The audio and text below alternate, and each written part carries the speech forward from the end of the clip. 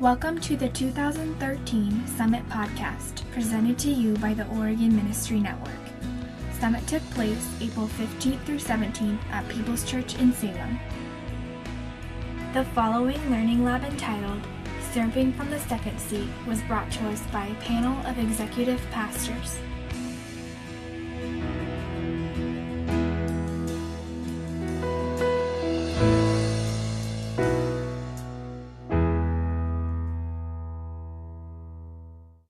Well, we're going to jump into this today, and so first of all, we're going to just ask you to introduce yourself and just tell us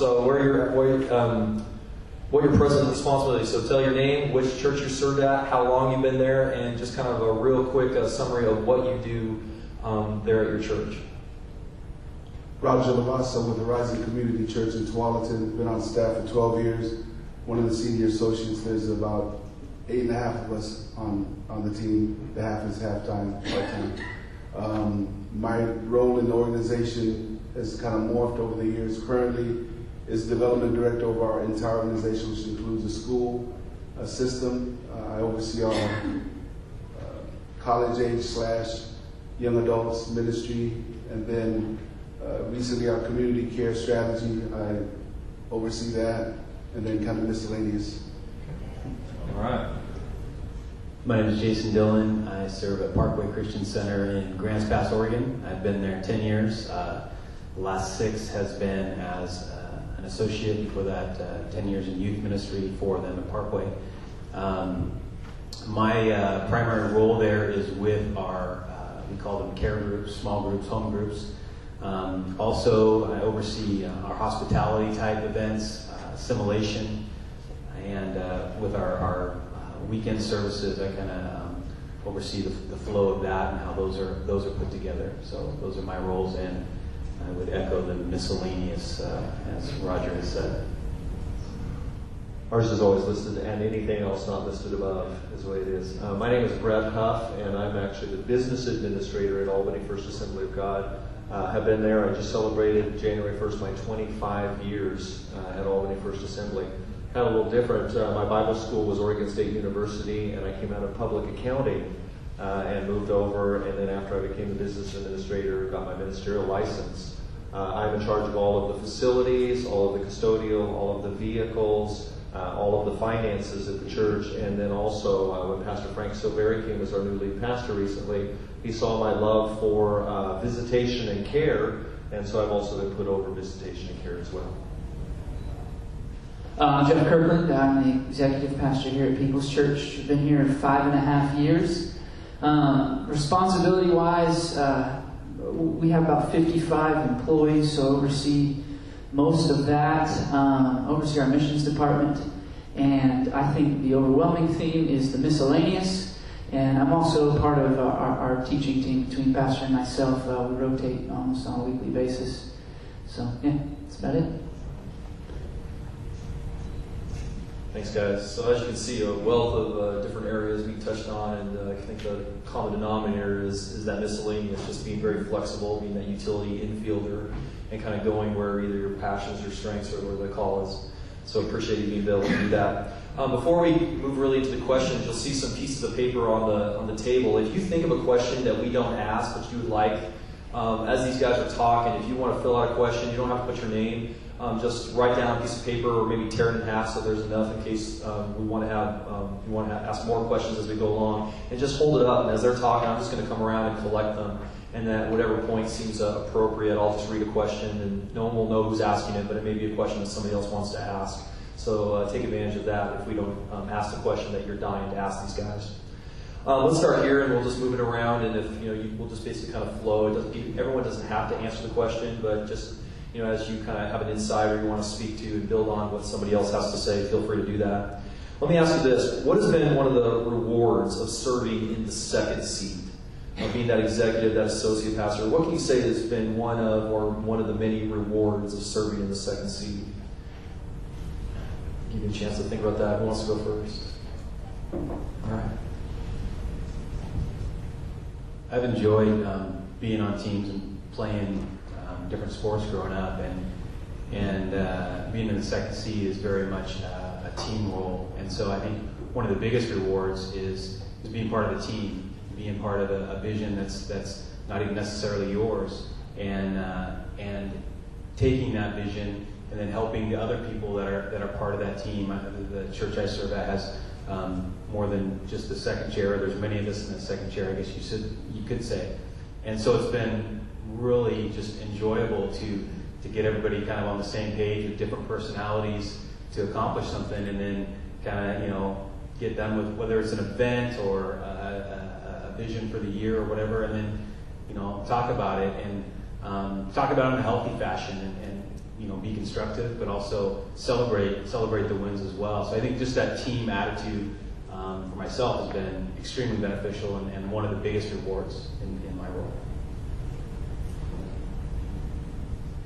I would kind of echo the fact that I enjoy sports. I've always played sports and enjoyed it. So the team aspect, I remember telling my son growing up as he was playing basketball that you don't always have to score the points. The assist can be as much fun as scoring the points. And I guess that's the attitude I've taken toward the ministry as well, is I love to see the church and I love to see the lead pastor succeed.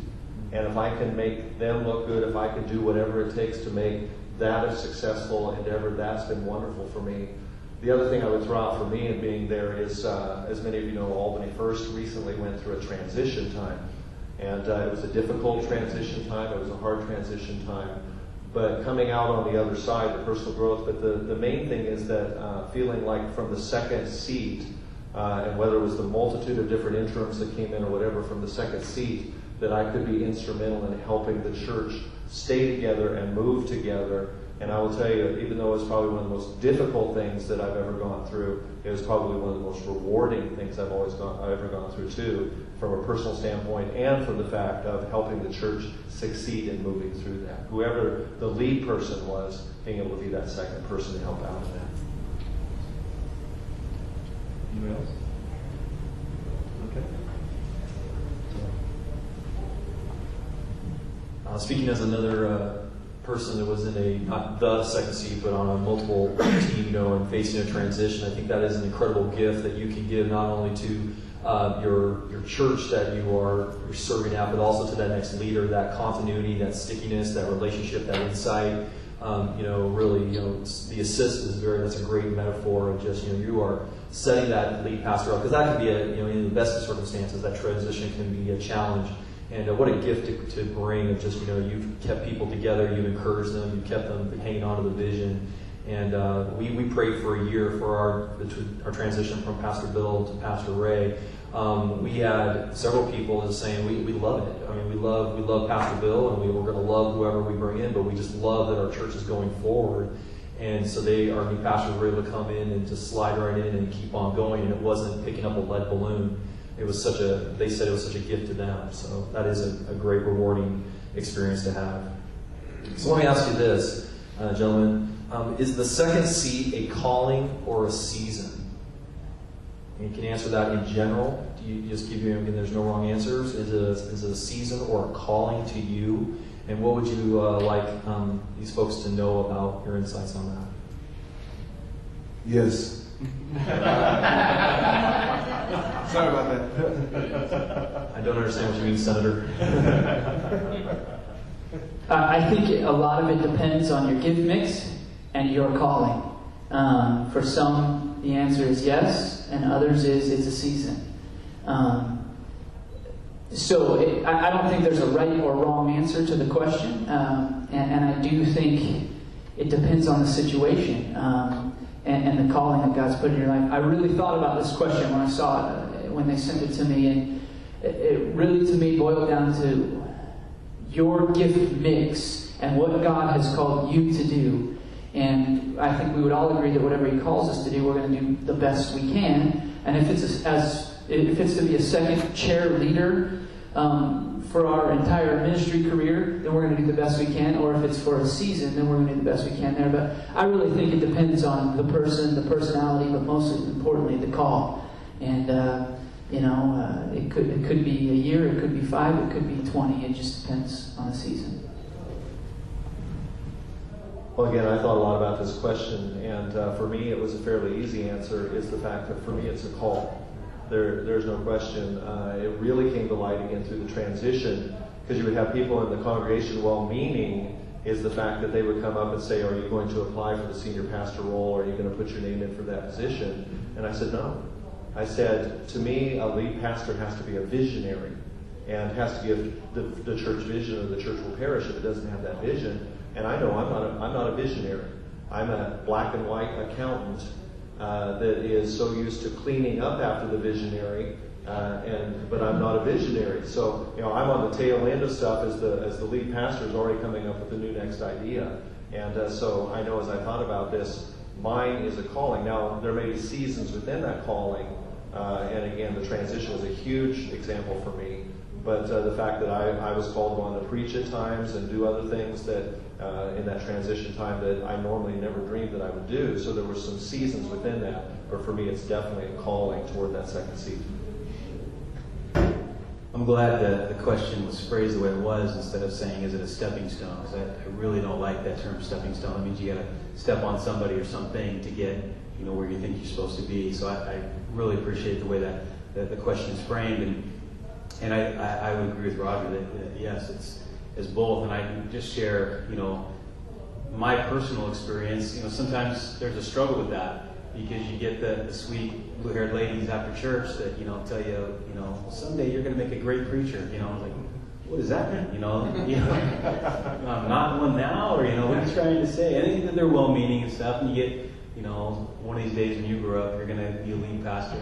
40 years old, at what point, when do I grow up? And so I know there's been a little bit of a struggle with that, and with that, and probably about 3 years ago, I went through a time when I was getting close to 40, and it's like, okay, God, is this what you called me to? Is this, my friends were, it's kind of coming out of that youth ministry phase, and a lot of them were stepping into different roles, and some of them were becoming lead pastors and senior pastors, and so I was kind of struggling with that, and I was like, okay, God, where's my calling? Where are you sending me? And God really came back and just said, hey, this is where I called you. And then if I want you to go someplace different, I'll let you know.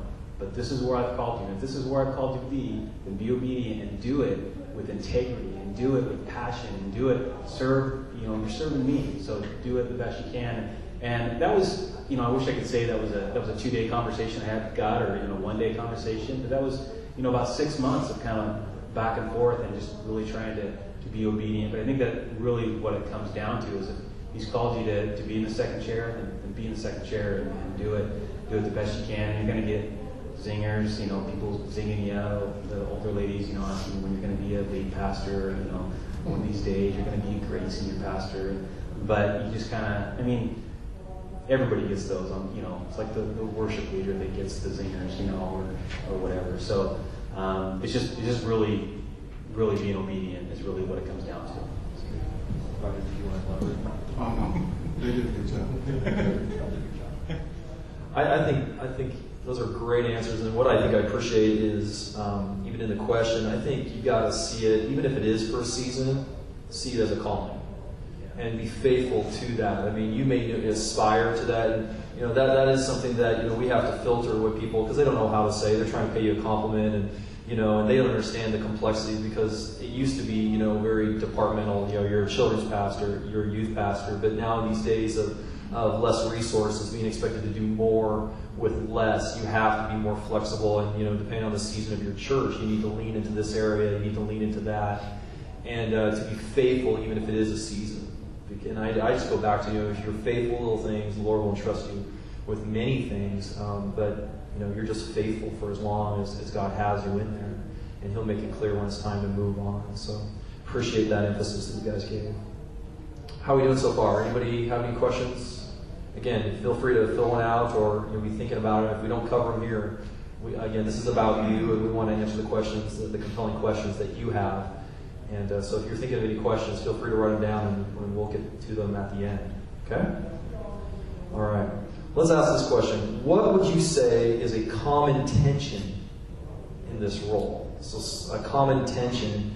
And then can you follow up with how do you suggest best handling it? And this may be, this is the way you do it right, or maybe this is the way you wish you had done it if you had a second chance. So sometimes experience is the best teacher, and I wish I'll never do that again.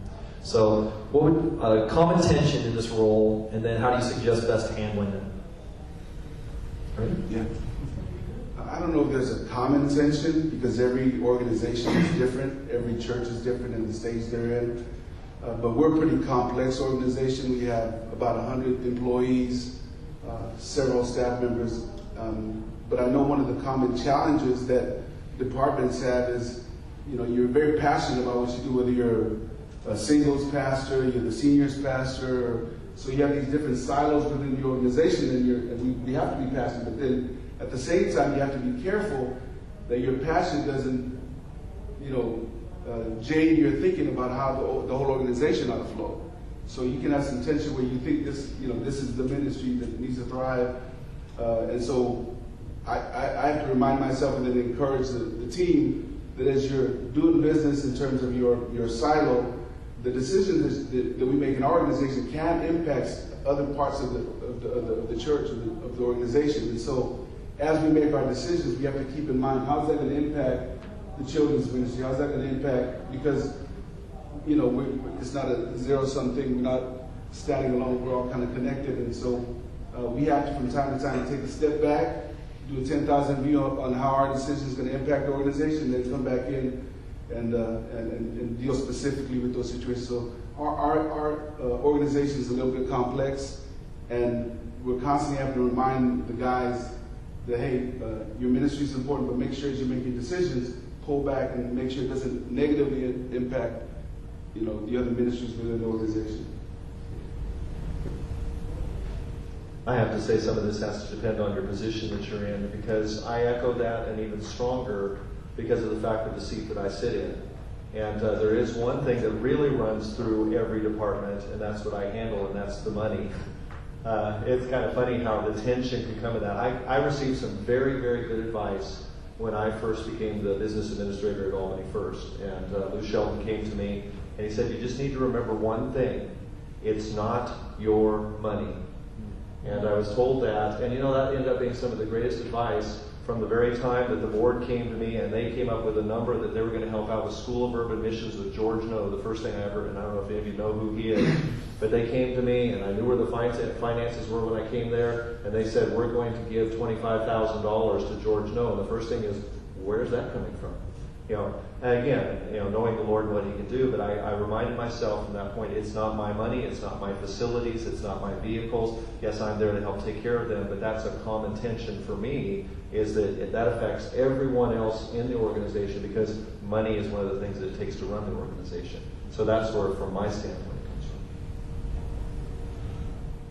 comes from. I think no matter what seat you're in, we're all leaders, and we all have ideas on how to do things.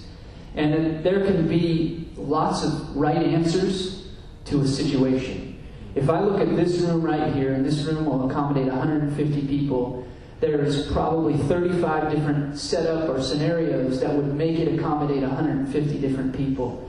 And sitting in the second seat, sometimes we have to put the way that we would solve the problem to the side and follow the lead of our lead pastor, or whoever we're serving under. And I think that can become tense, because we're leaders and we say, well, we can solve the problem this way, and they say, well, we can solve the problem this way, and I think it becomes a tension. But I think one of the best ways to curb that tension is realize that they're the leader and we're in a second seat or whatever we are, and we default to them. We let them be the leader. And I personally think if you have a good relationship with those who you're leading under and with, the tension is not bad. The tension is never bad, because there's a lot of right answers to a lot of different questions. But if you learn to ultimately let them be the leader, and I've seen a lot of times where the second cheerleader, the third cheerleader, they're fighting for power, and you can't do that. That's not what it's about. It's about working together, and if you recognize that, hey,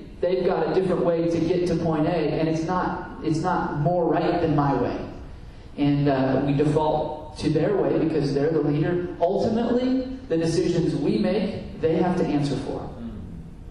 So every dollar that we spend or whatever, they're the ones that has to stand in front of the congregation and say, hey, look, we need to take a special offering. We're this is where we stand. And I always try to keep that in perspective, that everything I do, ultimately, who I'm leading under, has to answer for it. And most people in this room know that because you have people that serve maybe under you or you're responsible over, and if they do something like that's knuckleheaded, then you're having to pick up the mess. And so I try to keep that in mind when it comes to tension, that I don't want to make a decision that it's going to affect it that way. And usually there's more than one right answer to the scenario. So I just want to add something to that because I agree wholeheartedly. The one thing that I've learned in sitting at the second chair too is helping them maybe see blind spots, that something that they don't know on a day-to-day basis, maybe they haven't something experienced, and how you word how you're saying it to them, because that's very important in how you word it. And I don't know how many times recently with Pastor Frank, that's been there now 2.5 years, that I would just say to him, have you thought about this? Doing it in a non-confrontive way, not in trying to lord it over him, because to be real honest, one of the things I've had to watch out for too, in being there 25 years and him 2.5 years, is the fact of maybe looking like I'm trying to do something I'm not trying to do, and taking over his authority, taking over his leadership, questioning his leadership. But I have found with him that if I will just talk with him and say, have you thought about this, or here's something we've experienced in the past, and he'll say, oh, I hadn't thought about that, or that's a good idea. And so from the second chair, helping them, yes, they do take ultimate responsibility for it. They will have to answer for it. But if we can somehow give them some input and some insight that maybe they wouldn't have or wouldn't have experienced as something we've had, and how you word it to them can be huge. Fantastic. Somebody else? I think that right there can serve us and serve everyone. So it's not just what you say, it's how you say what you say. And with lead pastors, this is something I try to tell some of the administrative assistants and some of the ministry leaders who, because they either don't flow or in the same kind of rivers that we are, they're working kind of more technically, and we're working more vision and ministry-wise in some ways. They don't understand why the lead pastor says no to some things. They don't understand, well, why is the lead pastor doing this when we should be doing that? And what I try to tell them, and again, this is a tension that's always made, because they're like, you just do it so well. You just do this so well. I mean, you understand. And that's something that we have to protect, because ultimately we serve our lead pastor. We serve that vision. God has put him in that place. We like the strokes. We like, the attention, the affirmation. But I think the challenge is also to come back and help those people kind of maybe working down closer in the grassroots to understand our lead pastor sees things we don't see. He hears things that we don't hear. He's thinking, 7 steps ahead, and we're thinking about just the execution of the now. And so I think that's helpful to kind of help communicate that and manage that tension and be that buffer. I think one of the things that I know I kind of use as a person who works from the secretary is, if people ask, well, what do you do? And I go, well, I kill monkeys. I keep the monkeys off my pastor's back. And I always keep, my pastor doesn't like surprises and everything. So it's always, being that extra set of eyes, that extra set of ears. He's looking 1,000 yards, 1,000 miles ahead. We're going to be doing these amazing things. But always just kind of being those eyes and ears and just keeping him abreast. So there are no surprises, and keep the monkeys off his back. And I think that helps alleviate a lot of tension. And it serves me very well, it serves him very well. Question? Yeah. Well, I've been children's pastor, youth pastor, associate pastor, lead pastor. And I always believe that to be a good leader, you have to also be a good follower. And so I think that as we are in positions, again, if God ever does open up a position, or if you feel that you're called to be a senior pastor, I guess the question is, I remember times as an associate where somebody would come to me and they would be disgruntled with the senior pastor. And you're always going to have tension in any church, and you're always going to have people trying to soundboard off of you against the senior pastor. And I've been on the one side of it, and I knew how I dealt with it. And I've been on the other side where it's like, okay, I was talking to the people that were working with me. How do you guys deal with that? Because you probably, again, sometimes it's like you're preaching, and it's like, man, you preach better than the pastor, or sometimes it's like, they're trying to build you up, but in a sense they're kind of tearing down the pastor, or just outright saying negative things against the pastor. How do you deal with that? And again, I think that's good. Again, if we're going to be good leaders, we have to be good followers and have our senior pastors back. And not allowing that type of thing. So again, maybe some of the ways you guys deal with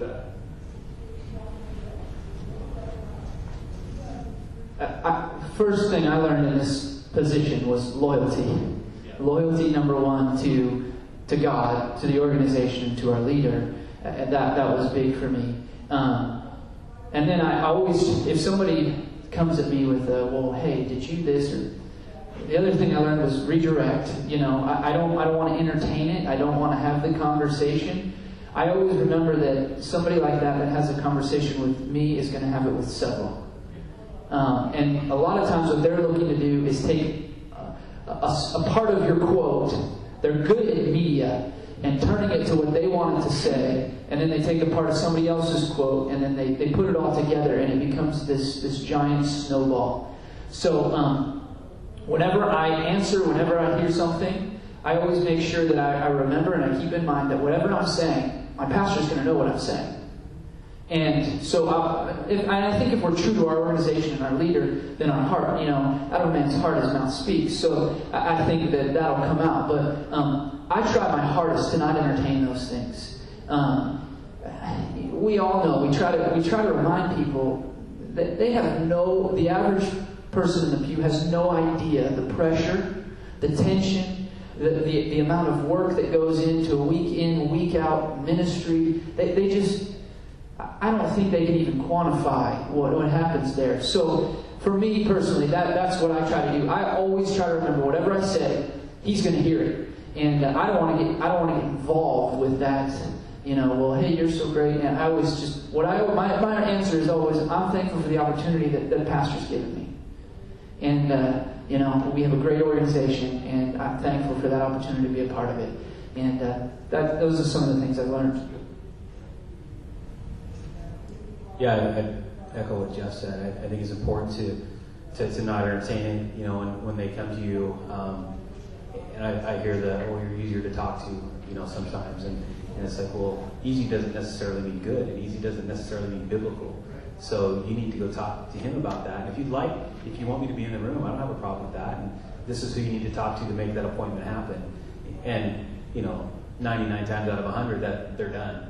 And they may or may not go back to their camp and try to get an army or whatever. Who knows? But I think it's important to not entertain that, and to not be the garbage can that everybody dumps in. It's like, oh, Jason's the guy, or Jeff's the guy. If you got a complaint, that you go talk to. And for the elders and deacons, to understand the same type of thing, because I think sometimes they think, and people in the second chair kind of feel it's like the Senate, and we represent a certain contingent of the people in our church, and so they can come to us, and that way when we go to the meeting, we're going to represent them to the lead pastor. And it's not the Congress. It's important for us to remember we're not trying to run the U.S. government here. We are running, God's church and His bride, and it's a different type thing. And we want just to make sure that, that people are honored. There is a loyalty there, and not creating some kind of agenda and backbiting and all that kind of stuff. I think just dealing with it right up front is, in my experience, is the best way. Yeah. One other thing to think about is I'm always really cautious of the people who want the hugs, because a lot of times in the end they bring the hurt. And so the ones who are the quickest to pat me on the back, my antennas go up super fast, because it's like, thanks, I appreciate it, but what do you want? So it's just something it's always on my mind when somebody just loves you so much and you can't do anything wrong. It makes me nervous, because I know you better than that. I think the walkway from this question of attention, it's not a problem that can be solved. It's not going to be a silver bullet you can fit. Like I love what Amy Stanley says, it's not a problem to be solved. It's a tension to be managed. And so you have to walk balance all the time and keep these things, but realize it's always going to kind of be there. So we've got a couple questions, so I'm going to come here and I'll be over there. I was just going to say something just in regards to this. I think a great tactic too is redirecting people back to vision, because it's so easy to, when people come and they're coming with that kind of a spirit, they're looking for information, they're looking for ammunition, they're looking for a leg up, something nobody else knows, and being able to protect our leaders and protect the people who are protecting us with the vision that God has given them for our church and for our community is invaluable, because inevitably we're not even defending them necessarily. We're saying, you know what, God has given us a vision to reach out to these people and to do it in this way, and to, you know, and so we're taking them back to what's been communicated over and over again, and now it's being communicated again, and it's just one more educational way of saying, this is why we're doing what we're doing, and we're all on board with it. We hope you are too, and just being able to diffuse it with vision. And that was something that I learned a long time ago, is just bring it back to vision, get them focused back on vision.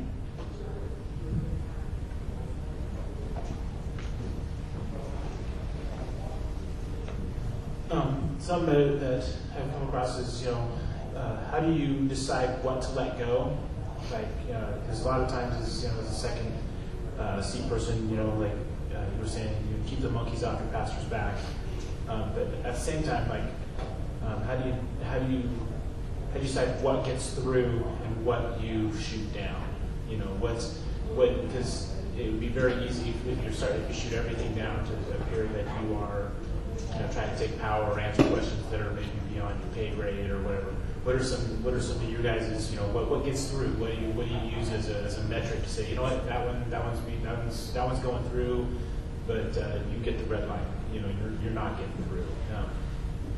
What do you guys use?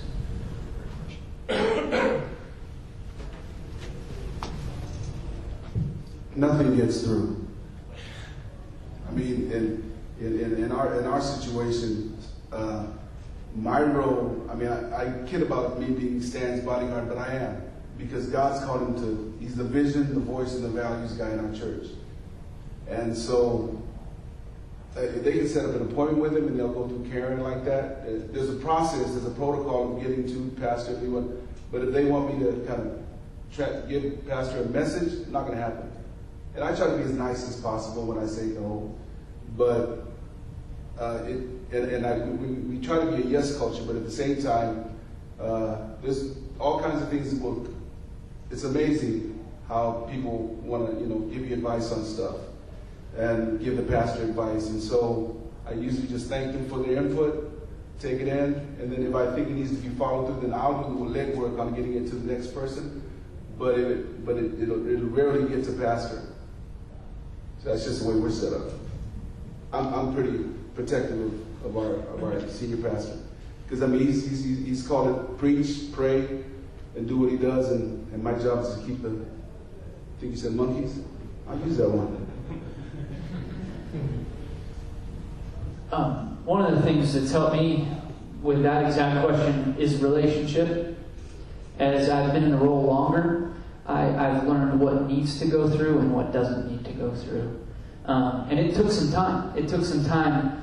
I probably leaned too far on one side when I first took the role of everything went through, and now I've been around and been there long enough, and I know, this doesn't need to go through. But I want to emphasize that it is important to not make a decision that's going to make, and you said it earlier, make you look like you're trying to have power that you don't have. Every decision that I make, I have that thought through my mind. I don't ever want it to be sliced and diced to look like I'm trying to supersede what I've been asked to do. So that is part of the one of the things I think of when it comes to that exact thing right there. Okay, if I make this decision, what will it look like? Do I have the wisdom to make this decision? Does pastor need to know, because is it gonna catch him from behind later?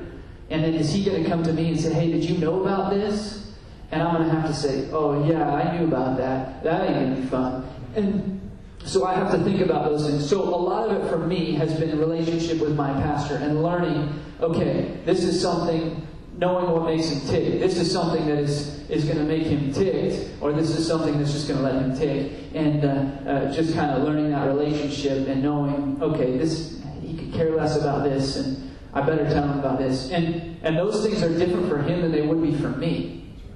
So I've had to learn that dynamic, and it's made things grow. I'm not talking numerically, but relationally in the role with myself and pastor. So part of it. I think you gotta guard your heart, because for me, pride has a way of sneaking in there, and it kind of feels good to get some inside information and to kind of, okay, yeah, maybe I should bring this up. Oh no, I'll own this for a while. And I think you really got to just lay your heart before God and say, okay, is this something I need to share with Him? Is this something I feel better about having that inside information?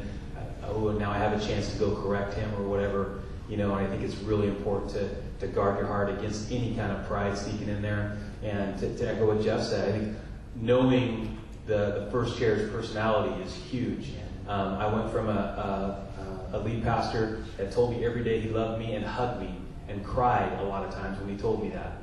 And so every day, I'd walk through the door, hey, you're the best, man, to a lead pastor that didn't say probably 5 words to me in the first 3 months I was there. And I was like, oh man, I'm doing something wrong. What's going on? This is bad. He hates me. So finally I just went up to him and, knocked on his door and said, hey, you got a minute? Yeah, sure. Hey, so I told him the situation. He goes, oh no, I love you. Glad you're here. It feels like family. He's like, okay. And what I learned was when he punched me in the shoulder, that meant I'll die for you. And it's like, okay. And he meant it. He really sincerely meant it. Just different personality. And why I say that is because knowing there's different personality types that you need to get to know how to approach them. Because some people can be very deflating to approach them a certain way, where others are like, oh yeah, let's talk about that. Let's put that on the table. Let's kick it around a little bit. Where other people are just like, what are you trying to challenge me? They're immediately, let's go. And so I think it's real important to kind of get to know them and find out more about their personality. Good.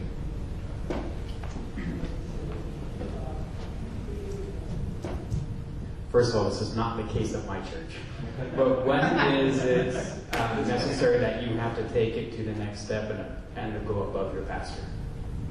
To maybe the board / district, whatever. You're asking for a friend? No, I'm not asking. I'm trying to get there with A friend. One of the great things, and I don't remember whose idea it was that we instituted, was we have our board is our elder board. We have advocates, so each staff person has an advocate, and so the purpose of that advocate, we meet monthly, and one of the purposes of that advocate is if we feel like we're not being heard. It's not, I haven't talked to him yet. It's, I've talked to him multiple times and I don't feel like I'm being heard, and I think this is a serious situation. We can talk to our advocates, and then, we can get his advocate and him in the same room. We can have a conversation, because what we learned is it's not good to just pretend everything's going to blow over. You don't want to die in every mountain. You don't want to die in every molehill is probably a better way to put it. But that's just a setup, and it's been great. It's really worked well. There's been very few times where it's had to been used, but when it is used, it's not us against them or whatever. It's, hey, we are a leadership team. How can we make this thing work? And so that kind of that elder advocate system has been real beneficial, just a practical piece for us. I have to say that question. I lived that one and went through that, and don't want to go any more depth than that. But let me say first and foremost, a very important scripture to me has been when David was anointed king, but he wasn't king yet, and he said multiple times, "I will not put my hand against the Lord's anointed." Even though Saul wasn't going to be king, even though he was losing the anointing and all of that. But we had a time, thinking prayerfully, again, knowing the situation, relationship, a lot of different things, that I finally had to go to our board because things on a day-to-day basis were just not working right, and the board had no clue what was going on, and just had to, again, through relationship with board members, having that liaison. I was very blessed in my first 20 years that I sat in all the board meetings, was there for all of that because of the financial side that I was on. But that was a tough decision. That was a very prayerful decision when I had to go and tell a board member or a couple of board members my concerns about the senior pastor. But the biggest thing for me is I did it very humbly, seeking and realizing that I wasn't trying to gain something out of this, but at the same time I saw something that was hurting the overall church and had to go to the board and took it to them, to the ones I felt at least first most comfortable with, that I knew the best, went and talked to them first, and then it went from there. But that was a very, very difficult decision, very prayerful decision, but it was something I lived through and been through. As we were talking about this, something else that came to my mind, when you're in the second chair, I mean, you have to be so careful of what I kind of call that Absalom spirit. You know, Absalom stood at the gates and people would come and you would say, well, you know, my father's too busy, and you're trying to vet what to let through and what not, but well, if I was in charge, I would give you this advice. I mean, I don't think anybody steps up and says, I'm gonna let that take over me, but you just kind of come to that point, and so I would just say you got to guard against that. And I think the thing that Jeff said about relationship is so key. I think that covers over a multitude of problems because you're not second guessing. You're not trying to read your boss's mind. No one can read, someone else's mind.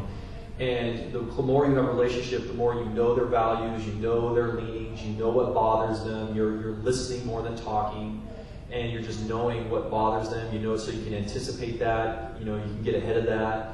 And you're also, reflecting back to them what the vision was. If you know the vision, you know where the church is going and everything, you continually realign with that. And sometimes it's just that simple. Because again, our lead pastors, so they have so many things going on and everything. They don't need to know everything. But I would say, based on my experience, is that if they do find out about something and you know about it, you better be the first one to tell them. It's not going to be, oh, by the way, I forgot to tell you about that. I still remember my first time with that situation. Boy, that was painful. It's like, don't ever start something like that with that way of doing it again. So, let's ask a question. What are some guidelines you have found helpful in your role? Apart from your portfolio, apart from your job description, what are just some guidelines? We talked about a few of them, but what would you say, maybe some other guidelines will help you in this role? It's been touched on. I think Jeff hit on it pretty hard. To know your pastor. Know the lead guy. Understand his personality, how he makes decisions, his quirks. Stan's got some non-negotiables. I know what they are.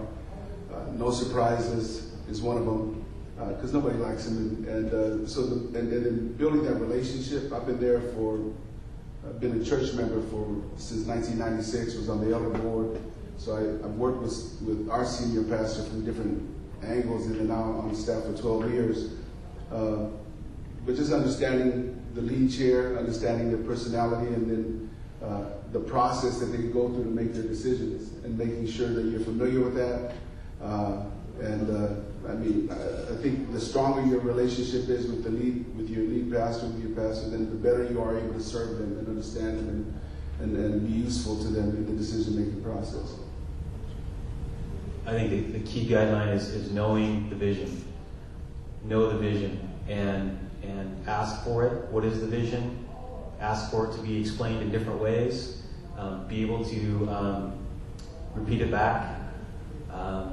Be able to fit what your ministry role is, and even the other second chairs, what their role and how it all fits, and being able to explain that. I think that's key, and I think that goes a long way for the first chair to be able to hear that he's being heard, and it lets him know that that you're on his team. You're not trying to build another team. You're not trying to well, that's a good vision, but really, what about this vision? No, it's got to be know the vision and ask for it to be. It depends on how you are too. I mean, how do you best receive information? Does he need to draw you a picture? Don't just listen to it and think, okay, I got it.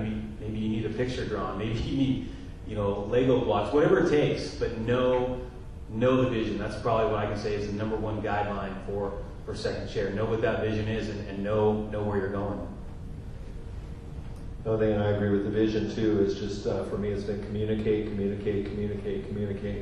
And it doesn't have to be that you agree with them in the communication, but in talking with them, get it out in the open, and that's huge. And I know that communication with him, but then also communication amongst the staff as well, especially other second chairs, because most of us probably have multiple second chairs that are working together, but that we can all communicate to, as well as communicate with the lead pastor. Yes. No. Back to the relationship, I think just in our minds, understanding that when we say relationship, that doesn't mean best friend. It means that there's a relationship there, and I think that plays a huge part in it. It's one of the guidelines I've learned is how that relationship looks, and it looks different in different seasons. They're busy, you're busy. They're grinding at something, and we heard this morning in one of the sessions about it's a grind. They're grinding, you're grinding, and it determines what the level of relationship will be at different times. So,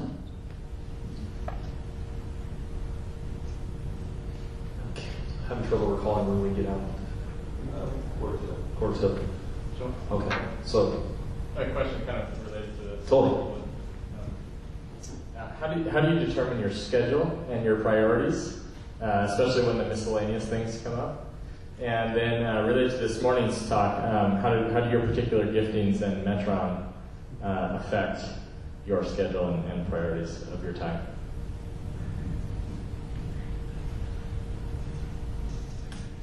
This is a big one for me. In our particular organization, there's a lot of water that goes under the bridge really quick. It's the best way I can describe it. My pastor's been good to me. We're wired a lot of like type A, just go, go, go. And so he's allowed me to do a lot of things that accommodate my personality, which is good, but it also clutters my schedule. I've traveled the last 2 weekends on top of the miscellaneous.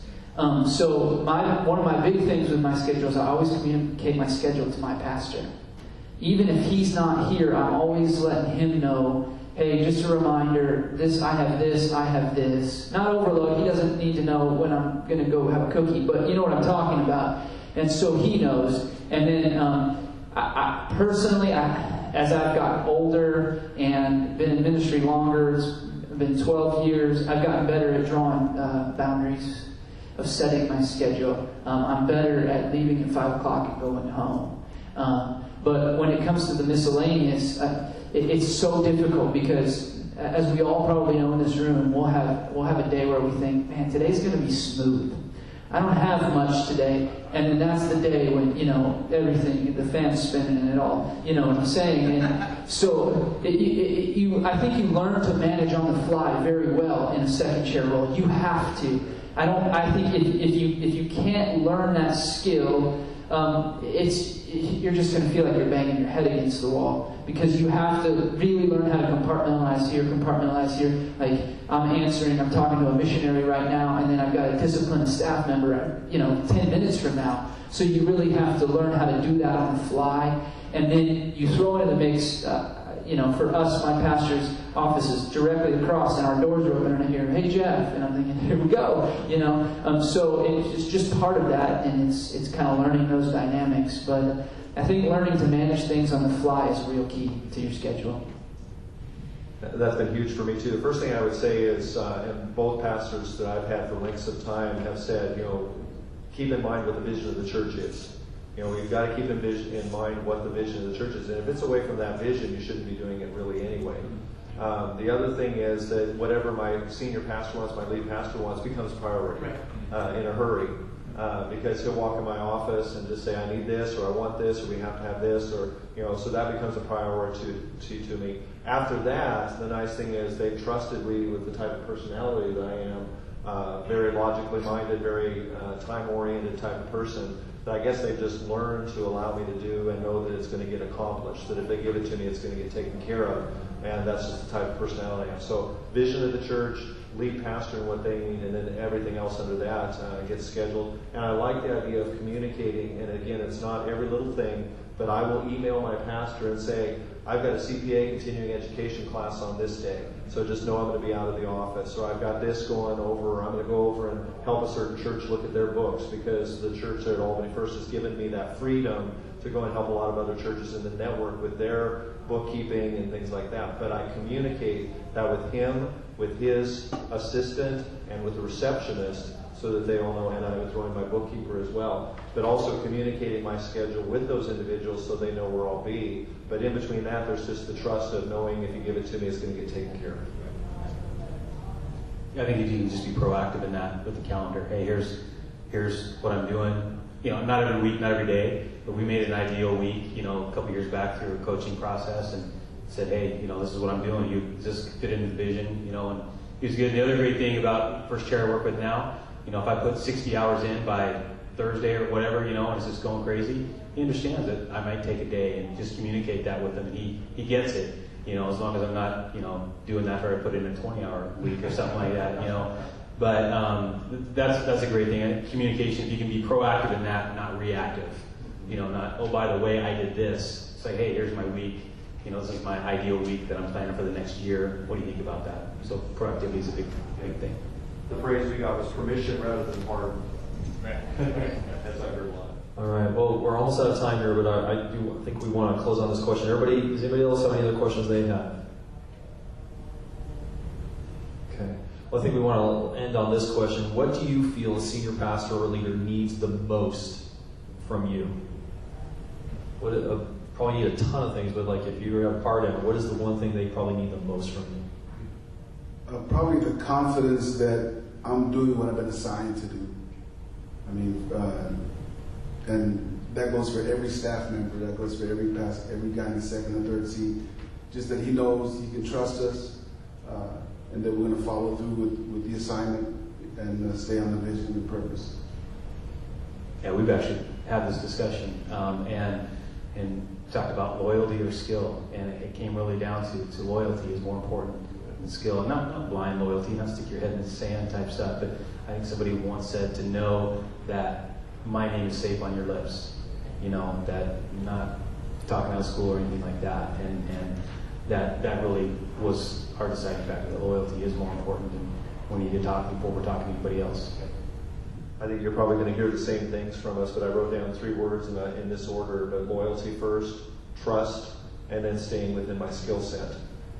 Is the fact that with the senior pastor I had for 20 years, when I first came on there, it was a new thing to me, never been in the church world, from the standpoint of working there. He said, if you will just stay within what I hired you to do, you're going to do just fine. And so the loyalty, the trust, but also staying within the bounds, the metron, of what I've been asked to do, that those are the 3 things I said. Yeah, when I first saw the question, the first 2 words that came to mind were loyalty and trust. There's going to be things in this position that the pastor tells you, and that needs to be the last person and the only person, and so that's the loyalty and the trust. And then the last thing I thought of when I went through the questions was doing what I'm asked to do. And I think that's the best way I can serve my pastor, my church, and is doing those, being loyal to him and being trustworthy to him, and then sticking to what I've been asked to do. And if we do that, then we're going to be a support to them, and that's what they need, and that's what we should do. Well, thanks, gentlemen, for sharing your wealth of wisdom and insight. This is so great. And I just want to encourage everyone, whether you're a paid staff member, whether you're leading from the second seat because you simply said, hey, Pastor, anything you need, I'll be there for you, and he took you up on that. It's a high calling. It's an amazing calling, and it's an honor to serve in that way. And you can take humble pride in the idea that their success is partly your success because you helped them get there, and just being a support. And I think that's the most important thing, is that they know that pastoring, lead pastoring especially, is very lonely. Leader, they say the higher you go up in leadership, the lonelier you are, and it's just such a blessing to know that someone's got their back. Someone's got their back. And that's one of the greatest compliments my pastor said. He goes, Joel, I just know that you got my back. And absolutely, that's a huge thing. So loyalty, trust, getting it done, they can depend on you. What a blessing, what an honor. It's so hard, and you can help it be so much greater if you'll simply have their back and take advantage of this wealth of information. Thank you for listening to the 2013 Summit Podcast. For more information on the Oregon Ministry Network and our events, please visit our website at oregonag.org.